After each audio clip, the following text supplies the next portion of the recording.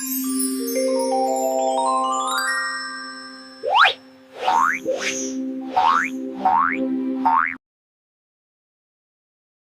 ஒரு பனிக்காலம். குளிர்காற்றால் யாரும் வெளியே வரமாட்டாங்க. கிராமம் அமைதியா இருந்துச்சு. ஊரின் நடுவுல இருந்த பழைய கிணற்றுக்கு பகல்ல கூட யாரும் போக மாட்டாங்க. ஆனா அந்த கிணற்றுக்கிட்ட ஒரு உருவம் மட்டும் போனது. ராக்காயி பாட்டி. பாட்டி தினமும் காலை 4 மணிக்கு எழுந்து கிணற்றுக்கு போய் பேசுவாங்க. சாப்பிட்டியாப்பா? நான் தினமும் இங்கதான் வர்றேன். நீ தனியா இல்லை, நான் உன்னோட இருக்கேன். எல்லாரும் மறந்துட்டாங்க, ஆனா நான் இல்லை. நீ பேசு, நான் கேட்கிறேன். ஒருத்தர் பார்த்தத மறுநாளே ஊரே பேச ஆரம்பிச்சது.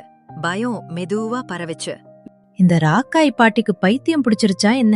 எதுக்கு தினமும் கிணத்துக்கிட்ட போயிட்டு யாரோட பேசுறாங்க? நான் சொல்றேன்பா, இது சாதாரண இல்ல. பாட்டிக்கு கண்டிப்பா ஏதோ ஆவி பிடிச்சிருக்கு. நானும் அதுதான் நினைக்கிறேன். நேத்து காலையில பார்த்தேன், கிணட்டுக்குள்ளே பார்த்துட்டு பேசிக்கிட்டு இருந்தாங்க. யாரோட பேசுறாங்கன்னு நினைச்சேன், ஆனா அங்க யாருமே இல்லையே. அங்க யாரும் இல்ல, ஆனா யாரோ பேசுற சத்தம் மாதிரி கேட்டுச்சு. யாரோ உள்ளே இருந்து பதில் சொல்ற மாதிரி. நான் சத்தியமா சொல்றேன், பாட்டி மட்டும் இல்ல, அந்த கிணத்துலயும் ஏதோ இருக்கு. ஒரு நாள் அந்த கிராமத்துக்கு புதுசா ஒரு பையன் வந்திருக்கான். அவன் பேரு அருண். என்னப்பா ஊருக்கு புதுசா? முன்னாடி பார்த்ததே இல்லையே. எங்க அப்பா பேரு முருகன், இங்கதான் கடை வச்சிருக்காரு. அட, நீ முருகன் மகனா? ஆமா ஐயா, நான் தான் முருகன் மகன் அருண். சரிப்பா, நீ போ.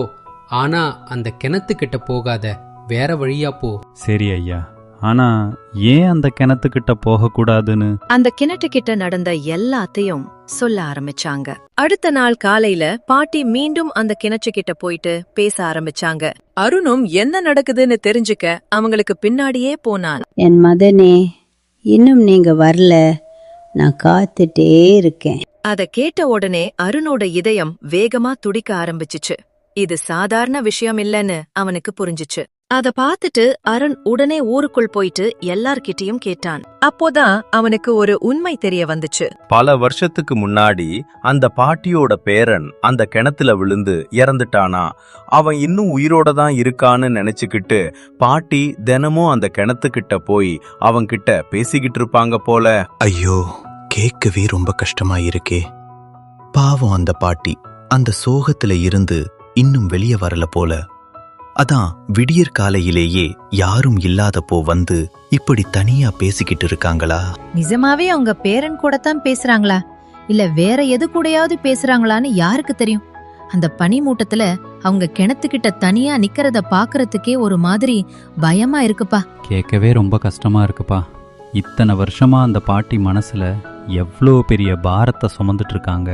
அடுத்த நாள் காலையில் அருண் நேரா பாட்டி வீட்டுக்கு போனான். பாட்டி தனியா உட்கார்ந்திருந்தாங்க. கொஞ்ச நேரம் அமைதியா நின்னு பார்த்துட்டு அவன் மெதுவா பாட்டி கிட்ட பேச ஆரம்பிச்சான். பாட்டி, தினமும் ஏன் அந்த கிணத்துக்கிட்ட போயிட்டு பேசுறீங்க? அவன் தனியா இருக்க கூடாதுல்லப்பா. யார பத்தி சொல்றீங்க பாட்டி? என் பேரன் இன்னும் இங்கதான் இருக்கான்பா. நான் அவனை உணர்றேன். ஆனா பாட்டி, அவங்க இப்போ... எனக்கு எல்லாம் தெரியும்பா. ஆனா நான் பேசாம இருந்தா அவன் முழுக்க மறைந்து போயிடுவான். அதனால தான் தினமும் அங்க போறீங்களா?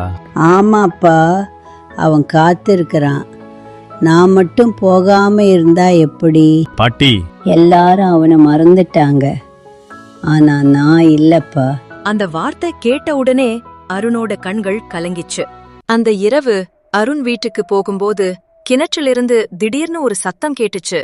அம்மா, நான் இங்கதான் இருக்கிறேன்.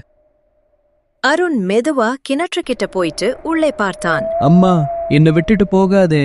அந்த நாளுக்கு அப்புறம் அருணும் தினமும் காலை 4 மணிக்கு அந்த கிணற்றுக்கிட்ட போயிட்டு பேச ஆரம்பிச்சான். யாரோடோ பேசுவான். சில நேரம் சிரிப்பான், சில நேரம் அழுவான். ஆனா அவ யாரோட பேசுறான்னு மட்டும் இன்னைக்கும் யாருக்கும் தெரியல. பனிக்கால இரவுகளில் அந்த கிணற்றுக்கிட்ட போனா 2 குரல்கள் பேசுற சத்தம் கேட்குமா.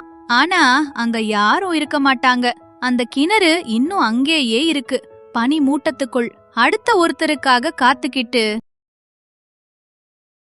அந்த இரவு கிராமம் முழுக்க மழை கொட்டி கொண்டே இருந்துச்சு. அதனால எல்லா வீடுகளும் கருமையா இருள மூழ்கி இருந்துச்சு. வீதியெல்லாம் தண்ணி நிறைஞ்சு யாருமே வெளியே இல்ல. மழை சத்தம் மட்டும்தான் அந்த இரவுல முழுக்க கேட்டுக்கிட்டே இருந்துச்சு. ஒரே ஒரு வீட்ல மட்டும் மண் அடுப்போட தீ ஒளி மினுங்கிக்கிட்டே இருந்துச்சு. அது மாரியம்மாள் பாட்டி வீடு. வெளியே பெய்யற மழைக்கும் உள்ள கொதிக்கிற மீன் குழம்பு வாசனைக்கும் அவ்வளவு ஒரு பொருத்தம். பாட்டி தன் மகனுக்காக அன்பை சேர்த்து சமைக்கிற அந்த வாசம் ஊர் முழுக்க பரவிக்கிட்டு இருந்துச்சு. மழை நனைத்த மண்ணின் வாசனையோட இந்த சட்டியில கொதிக்கும் மீன் குழம்பு மனம் சேர்ந்து அள்ளுதே. தெருவை கடக்கிறவங்க கூட ஒரு நிமிஷம் நின்னு எங்கிருந்து இந்த வாசனைன்னு திரும்பி பார்ப்பாங்க. மழையையும் மீறி வீசிய அந்த மீன் குழம்பு வாசனை இருட்டில் பதுங்கியிருந்த திருடனை தன் பக்கம் காந்தம் போல இழுத்தது. இந்த வீட்ல திருடலாம்னு வந்தா இந்த மீன் குழம்பு வாசனை ஆள தூக்குது. இதுக்கு மேல பசிய தாங்க முடியாது போலயே. வீட்ல வேற யாரும் இல்ல போலயே. பாட்டி மட்டும்தான் தனியா இருக்காங்க. இதுதான் சரியான நேரம். பாட்டி திடீர்னு வந்துட்டாங்க. திருடன் ஒரு நிமிஷம் என்ன பண்றதுனே தெரியாம அப்படியே நின்னுட்டான். முன்னாடி திருடன் நின்னாலும் பாட்டி சத்தமே போடல. பசிக்குதாப்பா?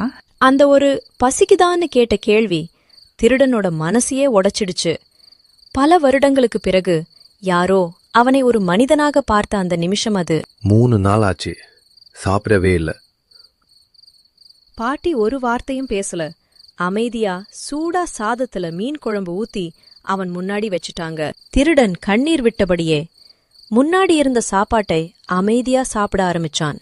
சாப்பிட்டு முடிச்சதும் பாட்டி அவனை பார்த்து கேட்டாங்க, என்னப்பா வயிறு நிறைஞ்சுதா? இன்னும் கொஞ்சம் குழம்பு ஊத்தட்டுமா? இல்ல பாட்டி, வயிறு மட்டும் இல்ல, மனசும் நிறைஞ்சு போச்சு. ஆனா நான் யாருன்னு தெரியாமையே எனக்கு சோறு போடுறீங்களே. நீ யாருன்னு எனக்கு தெரியும்பா. பசியில இருக்கிற ஒரு புள்ள, அவ்வளவுதான். பசிக்கு கண் இல்லை, ஆனா அதுக்கு ஒரு வழி இருக்குன்னு இந்த தட்டு உனக்கு சொல்லி இருக்குமே. நிஜமாவே நான் இந்த வீட்டுக்கு திருடத்தான் வந்தேன் பாட்டி. ஆனா இந்த மீன் குழம்பு வாசனையும் உங்களோட அன்பும் என்னை கட்டி போட்டுடுச்சு. என்னை மன்னிச்சிடுங்க பாட்டி. மன்னிப்பு எதுக்குப்பா? திருட வர்ற அளவுக்கு அப்படி என்ன கஷ்டம் உனக்கு? சொல்லு. எனக்கு ஒரு பெண் குழந்தை இருக்கு பாட்டி. அவ 3 நாளா பசியில அழுதுட்டு இருக்கா. அவளுக்கு ஒரு வாய் சோறு கொடுக்க கூட துப்பு இல்லாதவனா போயிட்டேன்னு தான் இப்படி ஒரு தப்பான முடிவு எடுத்தேன். ஐயோ, இது முன்னாடியே சொல்லக்கூடாதாப்பா? பாட்டி உடனே ஒரு பாத்திரத்தில் சாதமும் மீன் குழம்பும் கட்டி கொடுத்தாள். இது அவளுக்கு கொண்டு போ. பாட்டி, திருட வந்தவனுக்கு சோறு போட்டது மட்டுமில்லாம என் குழந்தையையும் நினைச்சு பார்த்து சாப்பாடு கட்டி தர்றீங்களே. பசிதான்பா இருக்கிறதுலயே பெரிய திருடன். அது எப்பேற்பட்ட நல்ல மனுஷனையும் திருடனா மாத்திடும். ஆனா அந்த பசி அடங்குனதுக்கு அப்புறமும் அந்த பாதையிலேயே இருக்கிறது தான் தப்பு. போயிட்டு வா, உன் புள்ளைய நல்லபடியா வளர்த்து ஆளாக்கு. நிச்சயமா பாட்டி. இந்த மீன் குழம்பு வாசனையை என் உசுறு இருக்க வரைக்கும் மறக்க மாட்டேன். அந்த வாசனையை நினைச்சாலே நான் செஞ்ச தப்பும் நீங்க கொடுத்த இந்த புது வாழ்வும் எனக்கு ஞாபகம் வரும். போயிட்டு வர்றேன் பாட்டி. போயிட்டு வாப்பா. நாளைக்கு சூரியன் உதிக்கும் போது உனக்கு ஒரு புது வேலை கிடைக்கும்னு எனக்கு தோணுது. நம்பிக்கையோட போ. அடுத்த நாள் காலை பாட்டி வீட்டு வாசலில ஒரு மூட்டை கிடந்துச்சு. என்னது இது? விடிய காலையிலேயே வாசல்ல ஒரு மூட்டை இருக்கு. யாராவது தெரியாம விட்டுட்டு போயிட்டாங்களோ? மூட்டைக்கு மேல ஒரு சிறிய காகிதம் யாரோ வச்சிட்டு போயிருந்தாங்க. பாட்டி அந்த பேப்பரை திறந்து படிக்க ஆரம்பிச்சாங்க. இந்த நகைகள் நான் திருடியது. இனிமேல் திருட மாட்டேன். இதை உரியவர்களிடம் சேர்த்திடுங்க. ஒரு நாள் திரும்பி வருவேன். திருடனாக இல்லை, உங்க மகனாக. பாட்டி கண்கள் மெதுவா கலங்கிடுச்சு.